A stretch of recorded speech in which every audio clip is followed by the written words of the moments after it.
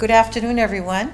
I'm Renee D'Argento. I'm the Council on Aging Outreach Coordinator, and we're here to talk about fraud and scam and to give you some tips on how you can avoid it. I'm here with Dave Grillo. Dave Grillo is a volunteer with the RSVP program, and he's going to do most of the talking and give you some great tips. And I will interject now and then if I have a good example or story to tell. So take it away, Dave. Okay. Hi. So I'm Dave Grillo. I'm a Shrewsbury resident for 29 years. I know some of you. And some of you may have known me through the Senior Center, through the program Renee works for. From 1999 to 2020, I coordinated a program called CARES, and it was a consumer awareness and resource program. I talked with a number of seniors in towns about consumer issues they had or worries they had about a phone call or a scam, but probably communicated mostly, or most people knew me through the monthly newsletter. I had a column in there called the CARES column. Again, talking about consumer issues, talking about resources, and just trying to keep people aware of the things that were coming at them that they might want to be concerned about. Took a break for a couple of years. I retired from work. I've been a volunteer all along, so I'm not a professional at this. I just obsess over this stuff. And got reacquainted with volunteering through RSVP, which is a program of Family Services of Central Mass. They have a program that I was interested in called the Senior Fraud Helpline. One of the things they do that I wasn't able to do with the CARES program is they're there Monday through Friday. I was employed, I was kind of doing this when I could. And it's a wonderful resource, and I'll talk a little bit about that. But the main reason I'm here, even though this is directed towards seniors, it applies to anyone. We're bombarded with things. If you're like me, 90% of the calls you get are from some strange phone number that you don't know. I won't answer. I let it go to voicemail, and if people don't leave a message, I don't respond. Probably a scam, oftentimes a scam. But if I don't get any other point across, if you don't hear anything else I say, I just want you to remember the word stop. Just stop. If you don't recognize that phone number, if it's not familiar, if it's not someone you know or someone you're expecting, stop.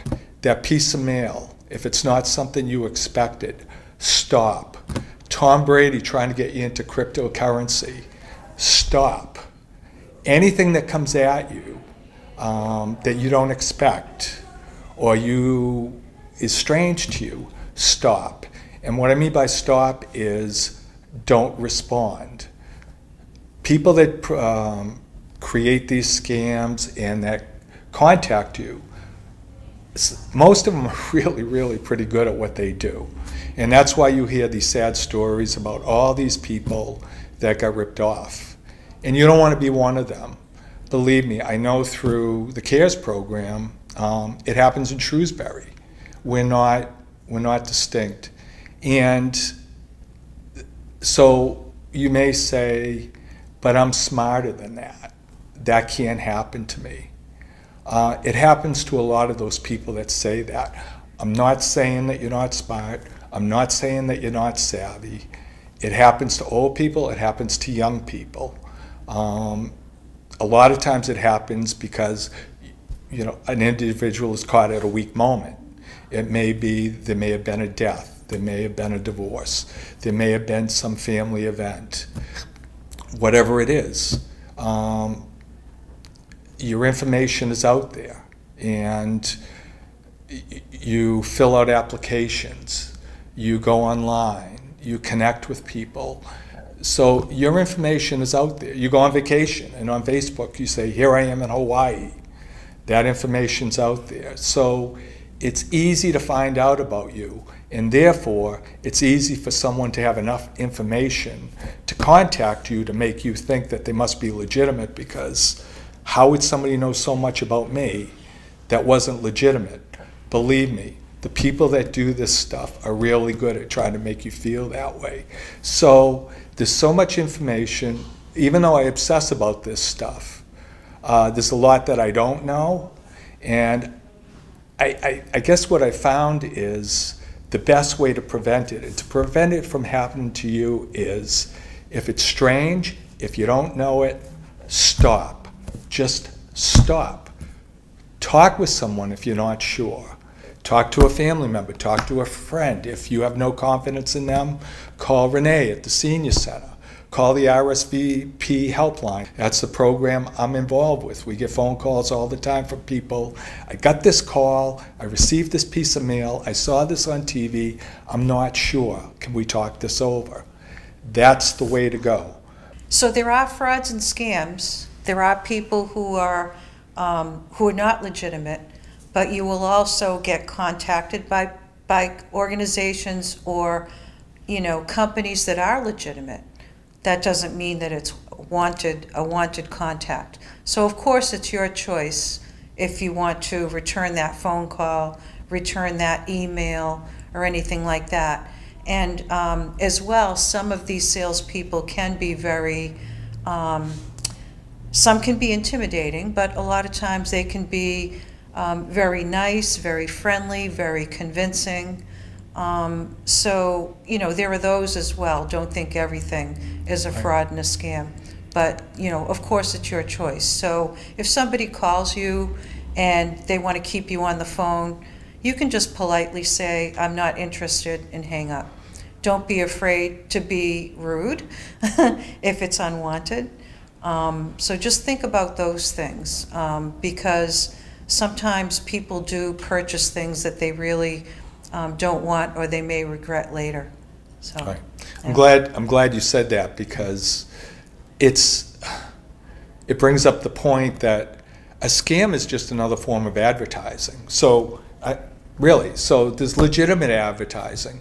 When Tom Selleck is trying to get you to get a reverse mortgage, when Joe Namath is trying to get you to get Medicare Advantage coverage, when Tom Brady and Matt Damon and Kim Kardashian are trying to get you to get cryptocurrency, that's all advertising, and they're paid in one way or another for what they do.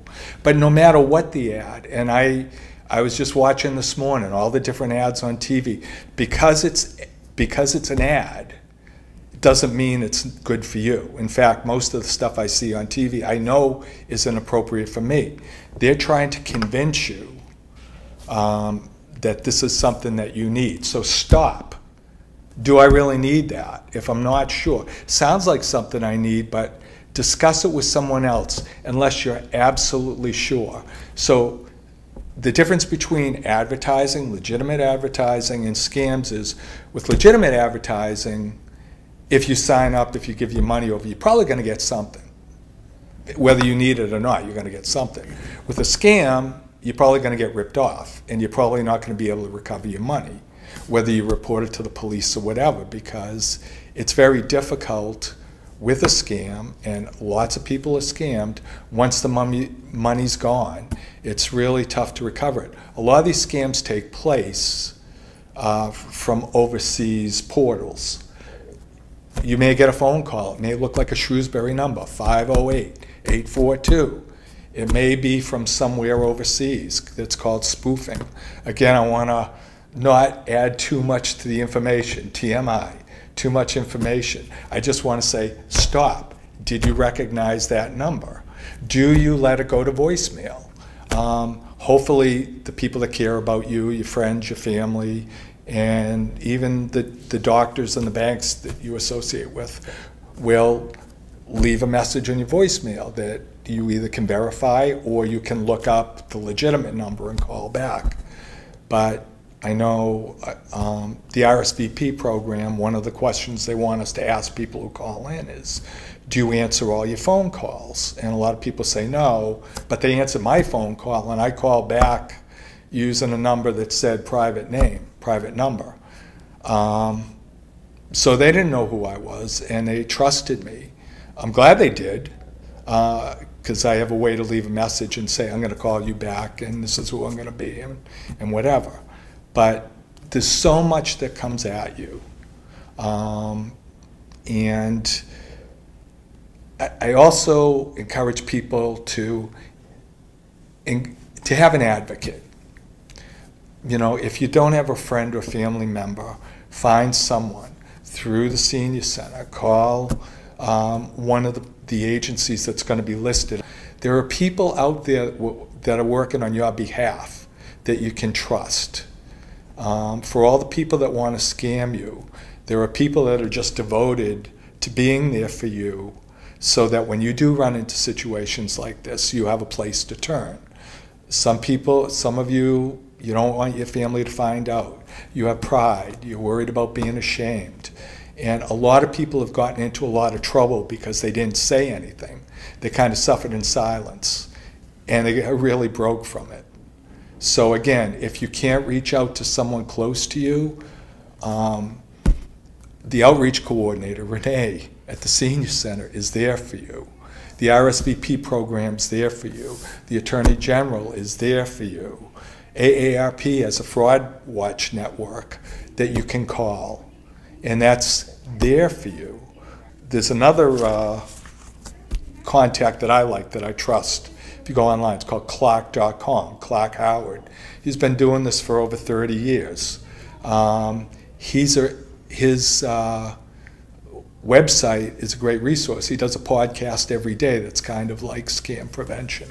So there are resources out there to protect you. But again, stop. Don't make an impulsive decision. So the phone rings and there's an automated call. This is the IRS. If you don't respond, we're going to arrest you.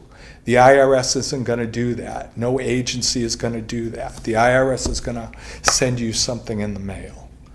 And there might be, I just wanted to play on my phone because this is, hopefully you can hear it. This is a typical scam that, and it's automated. And it goes something like, if I can do it. Listen to this, if you can. You have 3 saved messages. Saved message. Call is to authorize the payment of $1,499 for the recent order of Apple MacBook Pro on your Amazon account. If you do not authorize this payment, please press 1 to speak to our customer support representative. So that's a trap. It's automated. It may convince you that you did that, but that's a typical scam. So they're asking you to do something. They're telling you you paid for something, and if you didn't do it, press 1. That's a trap. That's a trap to either get you to agree to something, or if you follow through, you're going to get ripped off. That's on my text, on my cell phone. I also have a landline, and it's very typical. I got the same type of thing, the robot sound. There was nothing, and then it's like a broken sentence. Account has been charged for $4.99. If you have made this purchase, please disregard. If you haven't, please call. So you might be feel pressured that, oh, I didn't make that purchase. I want to call this number. It's a trap. It's a trap. So if you call the number, you take the risk of being scammed. If you call the number, there's also the risk that what some of these people do is you get charged this exorbitant amount on your telephone bill because it's a number that's a scam number. And by just calling it, you'll get a big phone charge. So again, if you receive something like that, it's probably unfamiliar. And stop. Don't act on that. I was on my computer. All of a sudden, all these blaring sounds and whatever. Don't shut down your computer. Call this number. You have a virus. If you shut down your computer, your whole contents of your computer will be wiped out. That was a scam. So what did I do? I shut down my computer, and then I started back up, and I was fine. You know what's familiar. You know, but what's unfamiliar is something that can get you into a lot of trouble. If I might interject too, as well. So all of those kinds of things that are asking you to call because some charge was on your credit card, or something was charged against your bank, or you might get an email if you belong to Amazon, oh, somebody charged something on your Amazon account. And so what you can do is look at the email address. And typically the email address will be off. It won't be from Amazon. And even if you don't do that, or if it does look somewhat legitimate, I would call Amazon. I would look up the Amazon number and I would call them. The same thing if somebody said they charged something against your bank. I would call my bank, or I would look online if you have online banking and see if anything is charged there. So always go back to the source. Don't rely on someone contacting you and saying that you need to act. Go back and look up the source, whether it's a phone number or an email address or whatever, and contact them directly. Right. Yeah, and to Renee's point, don't use the phone number that they give you. Don't use the email they give you.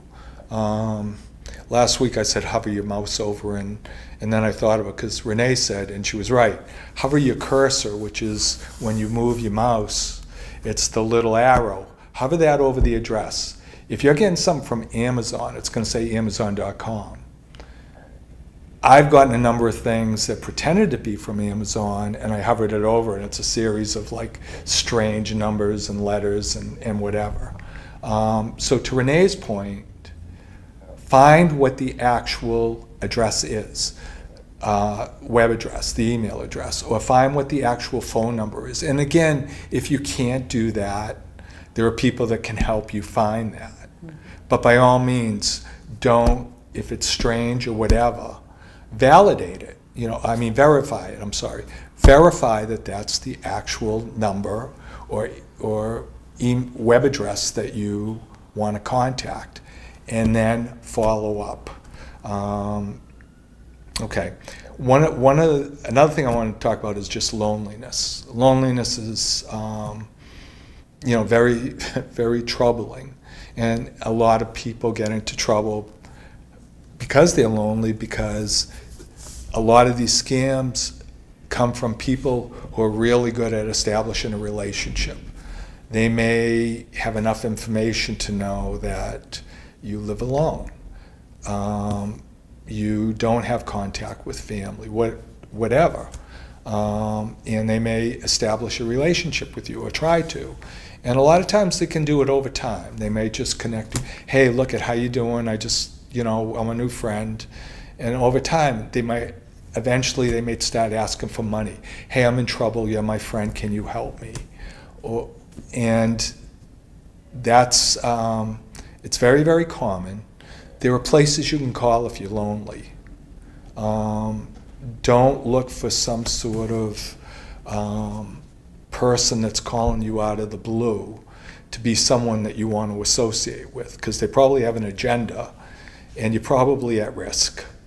You search out through the senior center, call Renee, through a program or whatever, through the places that you're going to see listed. You reach out if you're lonely and find out what the resources are for you. Otherwise, you could be very, very vulnerable. And actually, on that note, for family members who might be watching this and who have, elderly, loved ones, or know someone who lives alone and could potentially be taken advantage of, sometimes, especially if that person has cognitive issues, it's very easy for these scammers, or even for legitimate business salespeople, to take advantage of that person and, you know, get money out of them. And a lot of times families don't find that out until it gets really desperate. You know, someone's unable to pay, you know, their electric bill, their fuel bill, their rent, or their mortgage, or their real estate taxes. Something, you know, has to happen that's, you know, that's very serious sometimes for family members to recognize that there might be a problem. A person, you know, who's having even mild cognitive problems could potentially have issues, and it's very easy to hide that.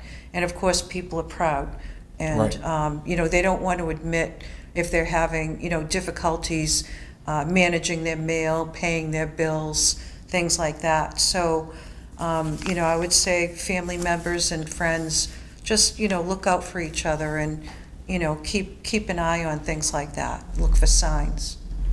And again, to Renee's point, if you don't feel you can talk to those family members, and I know Renee's speaking to family members, you know, reaching out to someone who may be isolated. But for those of you who feel like you're isolated, or you may be, you know, a potential victim, if you can't reach out to family for whatever reason, if you can't reach out to friends for whatever reason, whether it's pride, being ashamed, or whatever, these resources are out there for you, and you can call them, and they're going to work in your best interest. Don't suffer in silence.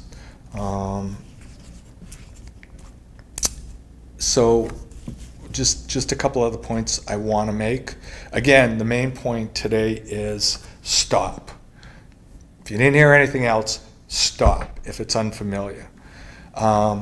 One of the things you may have heard about that scammers use is, all right, so they connect with you, they say there's a problem, and the only way to get out of this problem is get some gift cards. Go to the store, go to Target, whatever, get some gift cards. Bring them back. Get a $500 gift card. You bring it back. If you read off the number on the back of that gift card, we'll be good, and you won't be in trouble anymore. Well, if you go out and get that gift card, read off the number on the back to the person, and their $500 gift card, first of all, there was never a problem, and two, you've just given that crook $500. And once it's gone, it's gone. It's the same now. It's with like cryptocurrency and Bitcoin and all that. That's a new one. Even Western Union, if they tell you to go out Western Union money, if you do that, the money's probably gone. So those are kind of like red flags. Somebody says you're in trouble. On the other hand, somebody says you've won something that you didn't, a sweepstake that you weren't even aware of, that you don't remember signing up for. In either case, if there's a threat or if there's an appeal to your greed, and you're not aware of it, stop. You know, these people have a way through technology of contacting thousands and millions of people a day, and you might be just the one that makes it worthwhile for them because you take the bait. I don't want you to take the bait. I want you to know that people are out there. I'm at RSVP Helpline sometimes, but there's always somebody there during the week to call you back. Renee's here at the Senior Center. AARP has a Fraud Watch network to call. If you're lonely, Family Services has a senior companion program. Elder Services of Worcester area I've heard wonderful things about. They have great programs. Renee mentioned to me about a money management program they have that will help you with your finances if you're having trouble with that.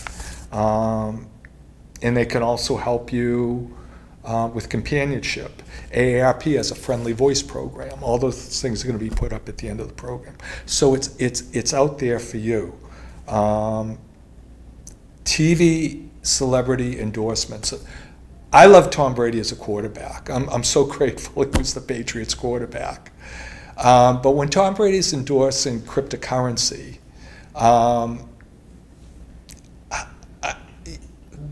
listen to Tom Brady. Anybody that's doing that. Cryptocurrency is a new thing. It's the Wild Wild West. It's speculative. Most people that have gotten into it have lost money. Most people that have put most of their savings in it have lost most of their savings. There is a future for it somewhere down the road as possibly a form of currency, not necessarily as a good investment. So when you hear about, if it's something that you don't know about, even if, bring it back to stocks and bonds and stuff that you're more familiar with, if you don't know about it and you have this fear of missing out because you're hearing something that's selling the merits of it, learn more about it or talk to somebody more about it. Go to a local brokerage firm or get a certified financial planner who's a fiduciary. Those are important words. Certified financial planner, fiduciary. That means they work in your best interest. And talk about it before you invest in it. Fear of missing out has gotten a lot of people very broke because they heard of something, it was the hot new thing, and it turned out that the people that got into it first got rich and everybody else that piled into it afterwards went broke. So I worry about that for people as well.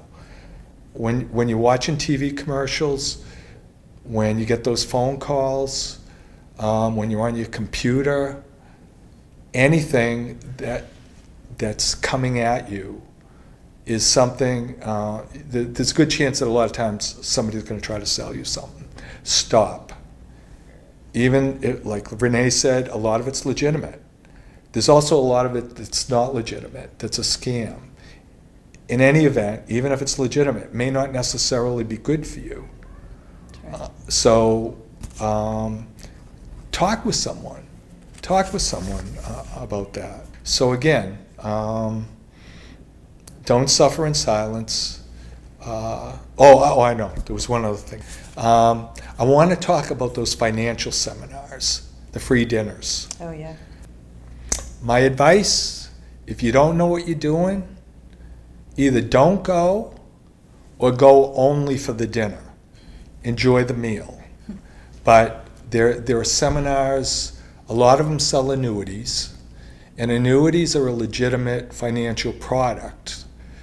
But for most people, they're not a good idea. They may sell how to profit in real estate. A lot of times, those are big setups, and there are plants in the audience to convince you that other people are interested and you should be interested. A lot of those free dinners are only good for the meal if you decide to go. I've gone to those. I go for my educational purposes. Annuities are something that a product that the insurance company makes a lot of money on, and even if the presenter says, we don't make any commissions off of you, the investment that you get involved in is something that is much less than if you got into something with a broker or a financial planner, because the commissions are paid on the other end. Well, I'd like to, yeah. And your money's tied up. Once you put your money into an annuity, it's tied up, and it's tough to get it back. So I'll interject. So I was in my former employ. I was a certified and licensed life insurance, health insurance, and securities financial representative. And annuities can be a real great instrument. Social Security is basically an annuity. Money is put in, and it's paid out throughout your lifetime.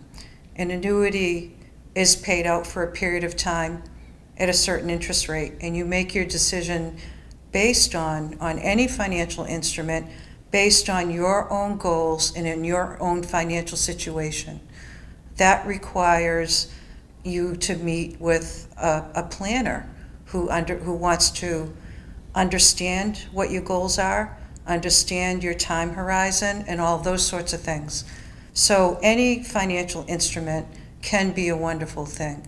You just have to have it applied to you individually and what your goals are and what your risk tolerance is.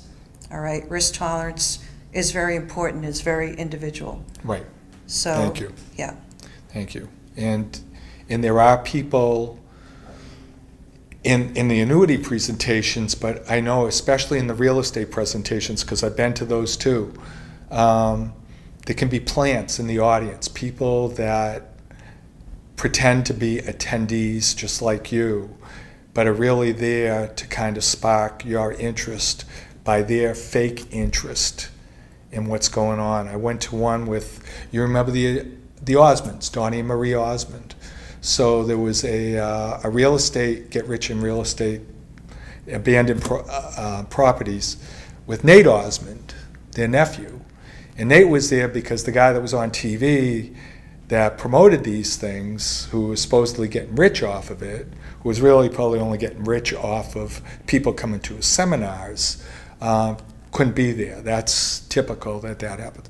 So Nate was there from Utah, leaving his wife and his 3 kids at home, telling us about something that he could do from home, that he could get really rich on if he didn't want to leave his wife and kids. But he was here because he had done well and he wanted to do well on a cold, snowy February night in Framingham, Massachusetts. And a woman who gave a testimony, who limped up to the stage and talked about how her life was a wreck and all these divorces and how terrible life had been. We ducked out early, and she was out in the parking lot. She had lost her limb talking with someone and laughing about what she had just presented. And I saw a bunch of desperate people at that seminar who seemed down on their luck, that I was really scared we're going to sign up for something. Because some people can be really good at that, but probably not you. And before you consider it, there's no, they say there's no free lunch. Go for the free dinner and just eat the dinner, but probably the rest of it isn't something that is going to benefit you, and you're probably going to pay a lot of money in the long run for that free dinner. Or stay away. It's much too tempting. The pressure that they can put on people and keep you there. Sometimes it can be difficult to overcome. It can sound so good to you that you might be tempted. Okay, so stop. That's the message. That's it. Yeah.